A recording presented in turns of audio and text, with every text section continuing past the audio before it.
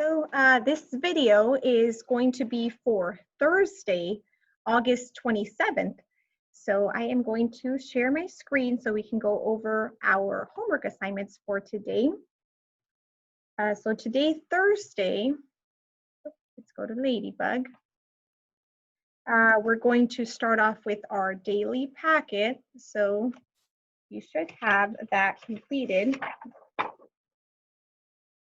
by the end of your homework time, well, the day 4. So day 4 looks like this. This one is blank. I know I started some of it with you live, but I'm doing this video on Wednesday, so I'm doing it fresh, so I might have things that are not on your copy. I'll just fill in. You have your spelling words at the top, and your job is to look at the boxes and see what word fits the box the best. So you want to see, which letters have like T's, D's, J's that kind of droop down, because that's going to help you know which word goes where. So I'm going to start here. So the first word, I'm looking at one that starts off with a tall letter, and it's a 3-letter word. So I'm going to do box here. I saw the word him also has a tall letter, but the M's, and you'll see here, they're usually a little wider, and the I will be skinny. Oh, sorry, announcement. For any IAs or any other teachers who are needing or wanted or requested new laptops, those are now available in the staff lounge. Again, these are the laptops to replace the Chromebooks for IAs, plus new ones for 2 teachers who need them. Thank you. Okay, sorry for that announcement. I'm at school today still. So box, so him, that would go like in this box here because it has a little bit wider for the H, little skinny one for the I, and said it's a little wider on this side for the M. So we have box and him. Let's see, I'm gonna look at this one and see what word is all 3-letter word that are all like small letters. They don't go tall or droop down. I think that would be the word run. I always like to go and do the ones that I know go where first, and then we have less choices to help us finish up. So jump, I see droops down and the P droops down. So I'm going to see this one here is jump, droops down. The M's a little wider and the P also droops down. Let's see the word wet. The W's wide, E and the T goes up high, wet, or spelling word. Give me 1 second.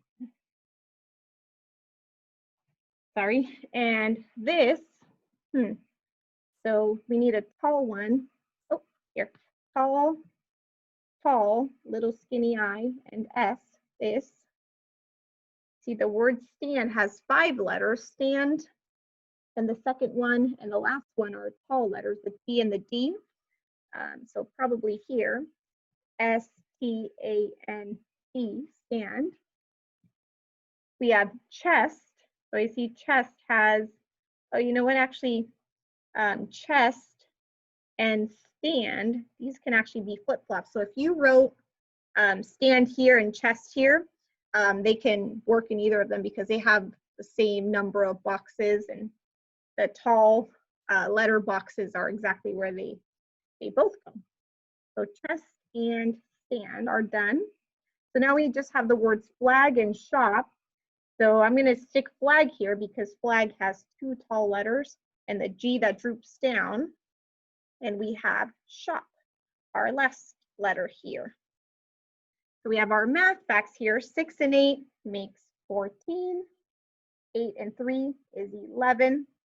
3 and 7, that makes a 10. 9 plus 6, to make that be 10 plus 5 is 15.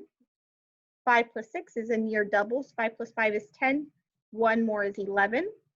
5 and 2 make 7. For our fact family, we're going to put our big number last for addition, our big number first for subtraction, and then we're going to flip-flop the other 2 numbers. So we're going to go 7 and 6, 6 and 7. 7 plus 6 is 13. 6 plus 7 is 13. 13 minus 7 is 6. 13 minus 6 is 7. So using the same 3 digits in 4 different sentences, 2 addition, 2 subtraction. The last one is our word problem. We have Cam has 8 red marbles and 8 black marbles. How many marbles does Cam have? Okay, well, even without counting, I can just look at 8 and 8, and I know 8 and 8 is a doubles. That gives me 16 as my whole, my sum, 16. So that's the end of our day 4 packet. And I know I went quickly, so please do pause when you need to. Hopefully most of this was already completed on your own and you're just checking, filling in blanks. All right. So that is our first part for Thursday, daily packet. The next thing is our benchmark activity of the day on the calendar. So this is with our story, Can You Sew a Flag, Betsy Ross? So for your calendar activity today, it says, Can you sew a flag, but only pages 10 through 13. So 10, 11, 12, 13. It's actually the entire story, really. So read the story again. And it says, read it with someone, alternating paragraphs, or if you're on your own, just reread it out loud again. After reading, we're going to describe how the narrator, the person telling the story, how did they know, how do they happen to witness this event? How do they witness this event? So I'm going to reread it. And again, we had citizens and symbol, we had those highlighted because those were words that were defined in our vocabulary. All right, can you sew a flag, Betsy Ross? Something unforgettable happened in the shop today. Mrs. Betsy Ross took a break from sewing to have tea and a biscuit. I sat on the floor nearby hoping for a crumb. Then the door flew open. In walked General George Washington, the great leader of our army. What can I do for you, sir? Betsy Ross asked him. So far we see these two people. So this guy barged in, General George Washington, that guy. And then here's Betsy Ross, and she's the one answering. What can I do for you? And the person telling the story is actually not a person, it's a little mouse. The mouse is saying something unforgettable happened. So far that has happened. Our new country needs a flag, General Washington said. The citizens, the people that live in the United States, should have a symbol, which says here, stands for our freedom. So something that stands for something. Can you sew a flag? Ooh, that's the title. Can you sew a flag, Betsy Ross? I saw General Washington hold out a sketch. Mrs. Ross looked at the drawing of the flag he proposed, that he thought of. I see that your stars have 6 points, Mrs. Ross said. I think a 5-pointed star would be better. So you can kind of see a little doodle of his 6-pointed flag. And she said, oh, maybe the, the star we think of is better. And there's the little mouse again. Mrs. Ross folded a piece of fabric, picked up her scissors and cut a 5-pointed star with just one snip. General Washington was amazed. So was I, truth be told. The general agreed to the idea and left the shop. I watched as Mrs. Ross folded and cut long into the night. And there you see the mouse again. He's watching all this happen. And then, you see him here still. For days, Mrs. Ross cut and stitched 13 5-pointed stars and 13 stripes represented the 13 colonies. When General Washington returned, Mrs. Ross proudly displayed the flag for him. A new flag for a new country, the United States of America, he proclaimed happily. Excuse me. What a lucky mouse I was to be present on this important day in 1776. So that last sentence actually kind of gives us the answer to our calendar activity. So it says, reread it, we just reread it. Describe how the narrator, so I'm gonna just put in my notes here. So the narrator is who? The mouse. How did the narrator happen to witness this important event? Well, he was there. Maybe he lives in the house or he was just visiting.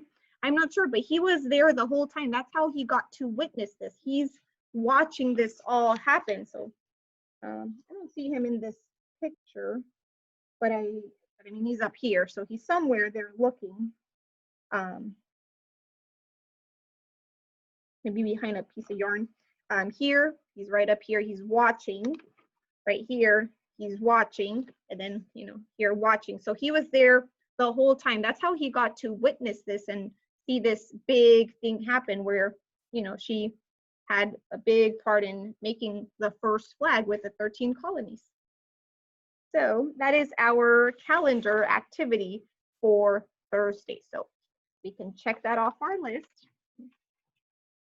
So Thursday, leveled reader is the next thing with comprehension questions and journals. So we already talked about our leveled readers, and mine are blank right now because again, I'm doing this video on Wednesday, but tomorrow, Thursday, this will have already been done. Examples of how to answer questions, the comprehension questions from the book, The Power to Vote. So this little book was inside of your pamphlet. If you're having issues finding it, or if you're having a little trouble reading it because it is a high level book, you can always go into Clever benchmark assignment. So that's where I'm going to go because you can actually have this book reread to you. And what I want to do is show you how to get to your assignment for this piece. There's a few ways to do this assignment. So again, this part will already have been done. You don't have to do this. This was just you watching me do it. But I'm going to show you how to do the next part. I'm going to minimize this and share with you. Oops, sorry, that's my YouTube video being uploaded. So, oh, here we go. Sorry, wrong one. So this here has been posted in Seesaw. So Seesaw, you have your, when you get to Seesaw, you're on your main page, which has your classroom with all the important stuff. Here's the activities. Activities is where you're going to go today. It's where you posted your picture of your tangram, your Fox tangram.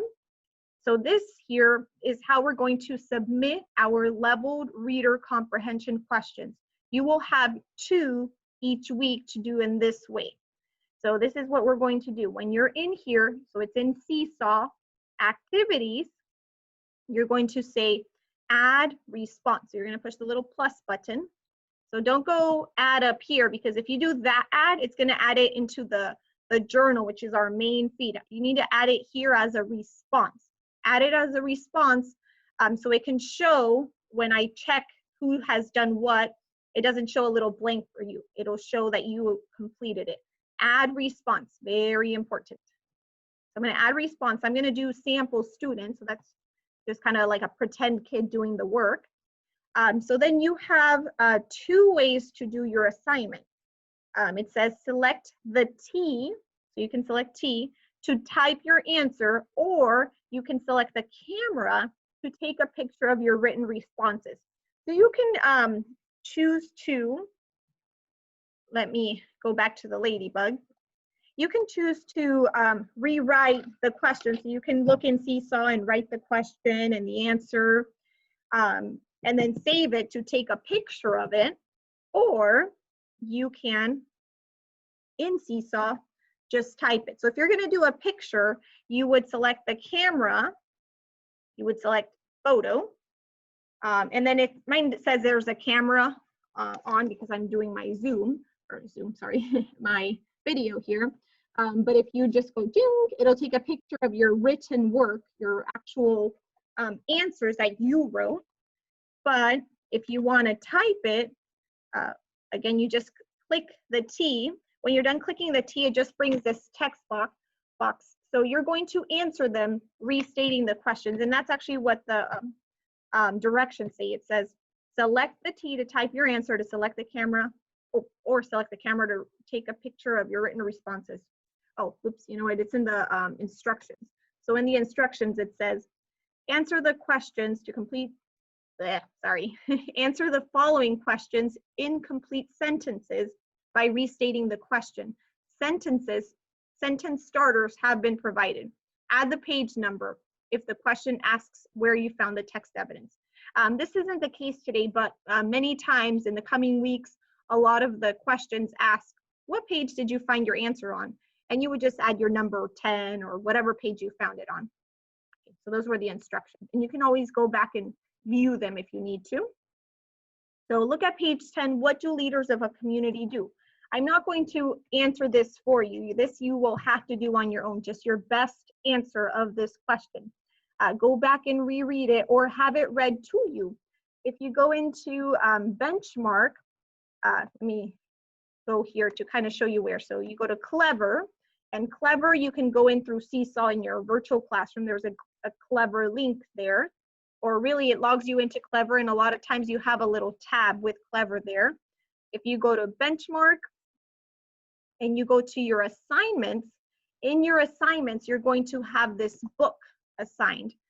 So here's my assignments, and it looks a little different on my end because I'm as a teacher here, but it'll look a little similar. So you're gonna have 1-1 games, so all the games for the week, there's 3 of them. Your test, which is for Friday, and then this is the leveled reader. So if you click on the leveled reader, oops, it's gonna tell me who read it so far. No one yet. So here, let me actually go to the leveled reader. So I'm gonna go this way is not the way you'll have to go. Yours will be, oops, a lot easier because it's just going to be in your assignment. So the power to vote. So I'm going to go into the ebook, which is what's been assigned to you. And it looks like this. Loading. So at the very top, there's a play button, and if you push play, it will actually read it to you, or you can just turn the pages. So you can, oops, and there's little notes you can take if you want. So it's just going to read everything to you if you want it read to you. You can also just, of course, read it on your own in the actual little book that you have printed. But your job is to answer the question. So you have to restate the question just as it says in the box here. So it says, look at page 10, what do leaders of a community do? You're gonna start typing, capital L, leaders of a community. And it kind of types it like in this funny way, and it'll make it giant. I'm just gonna go A, B, C, D, E, F, G, H, I, J, K, L, M, N, O, P, Q, R, S, T, U, V, W, X, Y, and Z, period. So obviously that's not the answer, but if that was your answer, if you click on a blank part of the screen anywhere else, it'll, you can make it, if you make it smaller, it makes your writing smaller, you can make it big. Just put it somewhere next to question 1 so I know it goes with 1. I'll know because it also is gonna start the way I see it started in the starter. And then you'll select another T to answer question 2. So question 2 is a sentence starter. The word is gonna be your answer. So it's gonna be like, I'll write 1, 2, 3, 4, 5 is my answer. Blank, have the power to vote. So your job there is really to just answer with 1 word, but you have to finish it off with the ender. So, sorry, I said starter. You're gonna have a sentence ender here, really. So blank, have the power to vote for leader. So in order to find that answer, you need to go to pages 10 and 11 and reread that or have it read to you on Benchmark assignments to answer that. Whenever you're finished submitting your answers, either with the picture of your work or with your typed work, I want you to select the little green check mark, and that's gonna mark you as completed. So when I look into my, my assignments, my activities, I can see who has done their work. So it's gonna look like this. It brings up a little box for me and shows, oh, sample student, they did their work already. You other people haven't yet, but will sometime today. So that is our benchmark activity of the day. So just answering those 2 comprehension questions, either in your journal with pen, paper, pencil, paper, or you can type it with using those T boxes. All right, so math, We're going to go through lesson 1-4. And again, mine are blank right now because I haven't done this with you yet, but we're doing stories about separating. So again, we're staying on subtraction minus. We should have already done this by now, so I'm going to scooch on over to 3 and 4. So less problems, but we want to finish them here. So again, hopefully you've already tried this for yourself. If you haven't, it's a good idea to pause, do it yourself first. Right now is just you checking your work, filling in maybe a blank or two here or there. So number 3 says there are 10 beach balls. Sorry. The wind blows some of the beach balls away, some balls away. Now there are 6 beach balls. So 10 is my whole. The wind blew some of them away. I don't know how many blew away, but there are 6 left. How many blew away? So it's 10, take away something, gave me 6. If I go 6, 7, 8, 9, 10, 4 is my missing part. So 4 is my answer, not 6. 4 is the answer I came up with. How many balls blew away? 4 did. Tia sees 15 crabs, the whole. Some crabs hide, don't know how many. Now Tia sees 8 crabs. How many hid? How many crabs hid?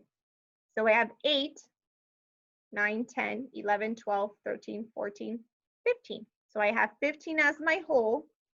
7 is what hid. Now she sees 8.